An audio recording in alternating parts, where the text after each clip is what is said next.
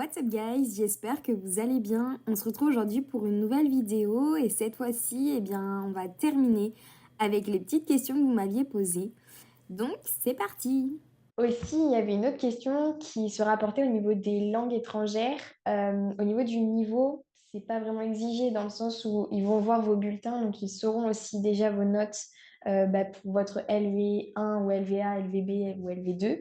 Et ici, il y a aussi des groupes qui sont faits en tout cas en première année pour remettre un petit peu à niveau dans le sens où quand il y a généralement de très bons élèves qui sont ici, ensuite, on va essayer de remettre un peu à zéro, à plat, et remettre les personnes qui auront un peu les mêmes aptitudes.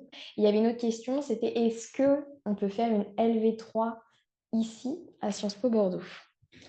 Alors, on ne peut pas faire une LV3 ou une LVC à Sciences Po Bordeaux directement, mais on a un partenariat avec l'Université Bordeaux-Montaigne pour que nos étudiants intègrent le club de langue qui leur D'accord. permettra de suivre une LV3. Donc, c'est plutôt en cours du soir. Mm. Donc, c'est une langue qui n'est pas enseignée à Sciences Po Bordeaux, sachant que à Sciences Po Bordeaux, on enseigne l'allemand, l'espagnol, l'italien, le russe, le chinois et le portugais. Je rebondis juste sur cette question pour indiquer aux candidats qu'ils ont obligation d'avoir suivi l'une des 6 langues Mm. citées au lycée, pas Mm. personnellement, mais au lycée, pour pouvoir candidater à Sciences Po Bordeaux. D'accord. Si leur LV, B ou C au lycée ne correspondent pas à l'une de ces 6 langues, la candidature ne sera pas acceptée.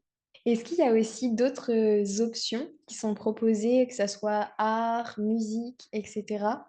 Alors, il n'y a pas ce type d'option. Par contre, il y a des cours à option au sein de l'IEP. Il y a par exemple les cours d'ouverture, qu'on appelle les cours d'ouverture à Sciences Po Bordeaux. Ce sont des cours qui sont donnés ponctuellement par des intervenants extérieurs qui sont ciblés sur des sujets Bien bien précis, précis. oui.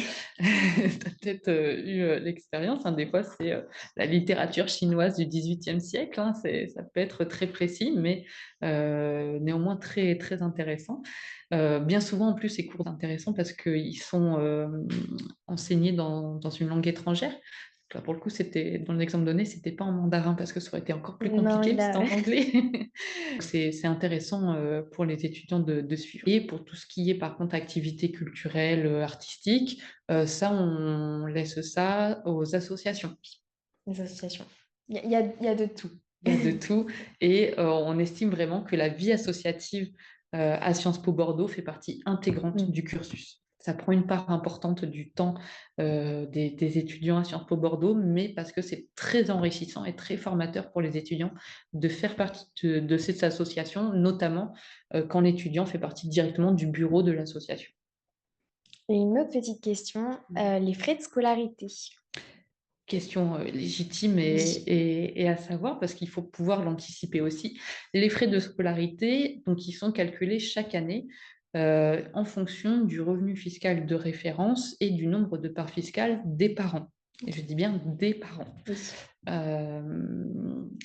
On ne prend jamais en compte l'avis fiscal de l'étudiant, même s'il est déclaré indépendant. Et en cas de parents séparés, on prendra en compte l'avis d'imposition des 2 parents. Ces frais donc, sont modulés en fonction du revenu fiscal de référence par part, qui est calculé, sachant que notre site internet propose un simulateur directement. Donc, c'est sur sciencespobordeaux.fr à la rubrique admission, droit d'inscription. Et D'accord. il y a un simulateur pour indiquer aux candidats quels seront les frais d'inscription qu'ils vont devoir régler chaque année. Sachant que les frais sont également dus sur l'année de mobilité à l'étranger, puisque le cursus en 5 ans Mhm. intègre une année de mobilité à l'étranger, qui sera à partir de la réforme, donc là, pour nos futurs candidats, à partir de la 3e année. Et important à savoir, c'est que les étudiants qui partent en mobilité ne doivent pas les frais de scolarité de l'université d'accueil, mais toujours ceux uniquement de Sciences Po Bordeaux, quelle que soit l'université d'accueil. Super. En tout cas, merci beaucoup d'avoir répondu Je à toutes mes questions et à toutes vos questions. prie, c'était avec plaisir. Merci d'avoir préparé ces questions.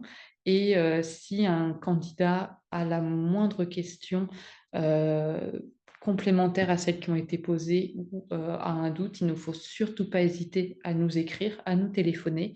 Il y a les coordonnées sur le site internet, donc admission au pluriel @sciencespobordeaux.fr pour notre adresse mail. Sinon, le numéro de téléphone est sur internet. On répondra vraiment à toutes les questions. Le tout, c'est de ne pas avoir de doute Mm. et de surprise. C'est très important. Merci encore. Merci. Et pour finir, moi j'aimerais juste vous dire que oui, c'est sélectif, mais en soi, c'est pas impossible. Et notamment dans le mot impossible, il y a le mot possible.